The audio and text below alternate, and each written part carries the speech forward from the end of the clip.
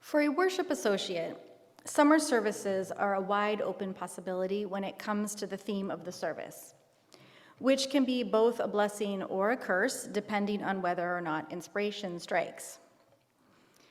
For me, as today's service approached, I increasingly wondered what I could possibly share with our community that could be meaningful. There have been so very, very many horrible things happening in the world that finding a seed of inspiration has been elusive.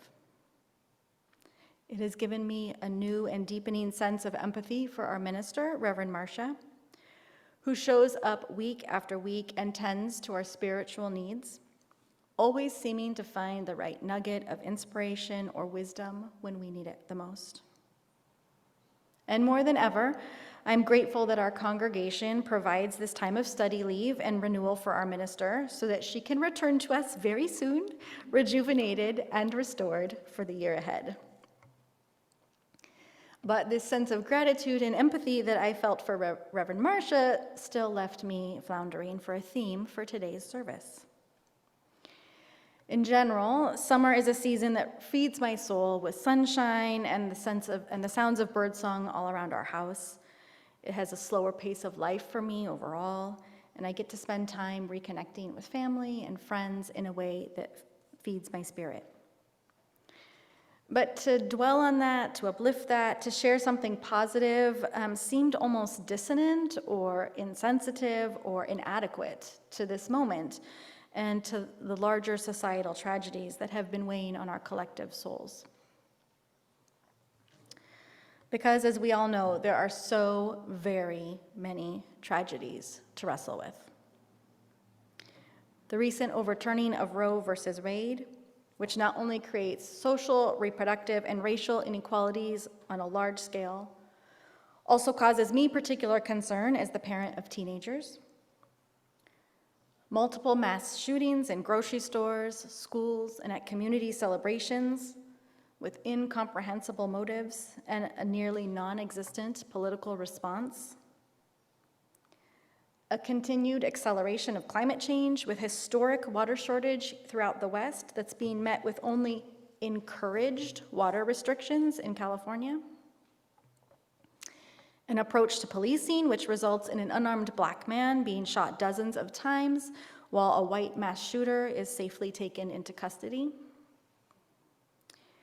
A crisis of homelessness that we see in tent cities everywhere around us, created by a lack of economic justice and a lack of mental health services. The ongoing war in Ukraine seems all but forgotten, and COVID cases are rising again. Not to mention the personal tragedies that each of us is facing in our own lives, which weigh privately on our hearts. Quite frankly, the weight of all these things is nearly suffocating. So many things in our world need to be changed, need to be restored, fought back against, but it is overwhelming. Where should a person even start? How many things can I educate myself about, write letters about, be a conscious consumer of, donate to, protest? I feel like the girl in The Magnificent Thing. For all my efforts, all I end up with is dozens of things that don't work and aren't quite right. There's no way that I alone can make some sort of reasonable difference anyhow, so why should I even bother? It's enough to make a person throw their hands up in surrender, put their head in the sand, and leave the whole mess for someone else to deal with. Truth be told, it felt like sharing a message of positivity or hope seemed ingenuine or insincere, because honestly, what I feel is mad. And true, positivity almost feels like a guilty pleasure, like self-indulgent to focus on something good for me when there's so many bad things happening all around us. That to elevate small moments that bring me peace or encouragement or fortitude should almost be embarrassed by or feel guilty about in the larger scope of all that is happening in the world.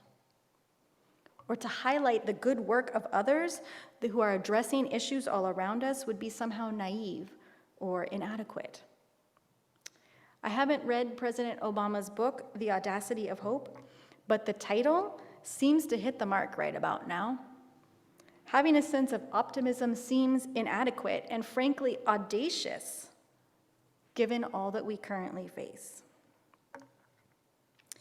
And then, as I wrestled with what would I possibly say, bit by bit, I stumbled upon a variety of sources that seemed to be pointing me in the same direction, toward a different view of hope that I have never considered before. Instead of being represented as light or something positive or uplifting, hope was being represented as something fierce, indignant, that would not be beaten down. Hope as an act of political resistance, when the easiest course would just be for all of us to give up. A cosmic middle finger, if you would, in the face of this shitstorm that is currently the larger world. Hope as something that instead of peacefully glimmering off in the dark, burns, seethes. Maybe only a tiny coal left in the ashes of the fire, but still alive, still burning.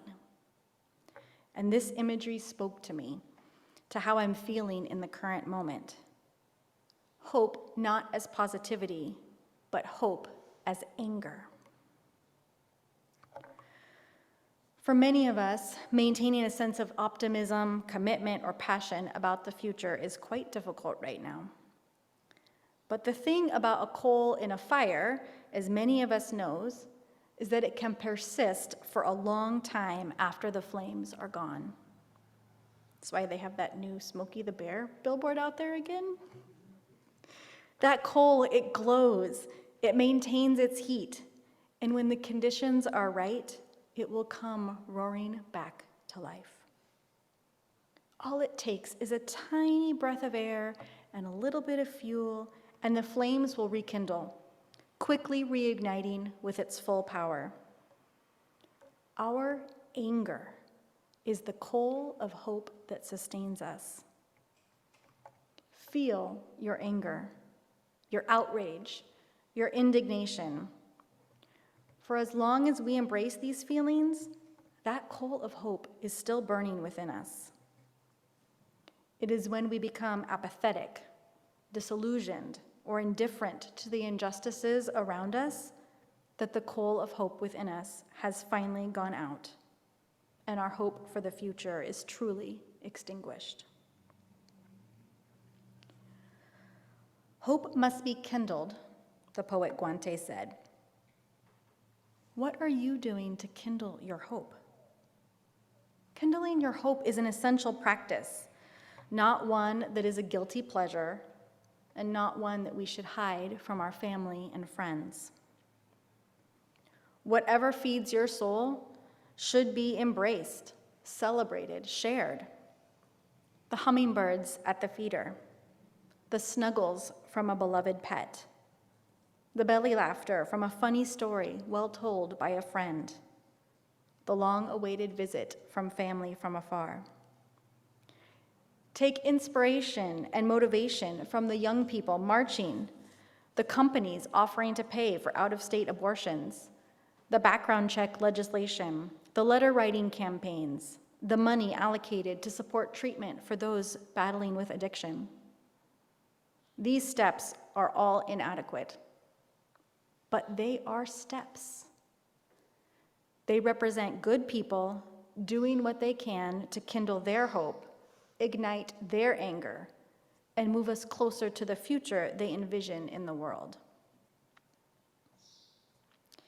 In The Magnificent Thing, and I love the pictures in that book, everything seemed wrong until the girl really looked. And then there were, in fact, a few pieces of things that were quite right. The bolts on this one, the seat on that one. Look for the things that are going well and build on those. Find the people who are doing the good work and connect with them. Kindle your hope. Let it burn until you are ready to try again. And remember not to let perfection be the enemy of the good. The change we create may not be perfect, but it can still move us in the direction we want to go, as long as we don't let our hope burn out. You must nourish your hope so that the coal burning within you will be sustained until you are ready to breathe fire into it again and take action, spreading as your passion grows.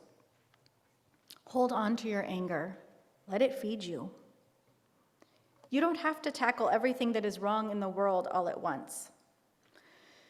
In fact, if you try, you will likely burn yourself out.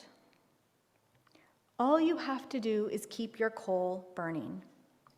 Keep the tiny spark of anger alive, and when the time is right, breathe life into it, and your passion and your commitment will roar back to life, combining with those of others.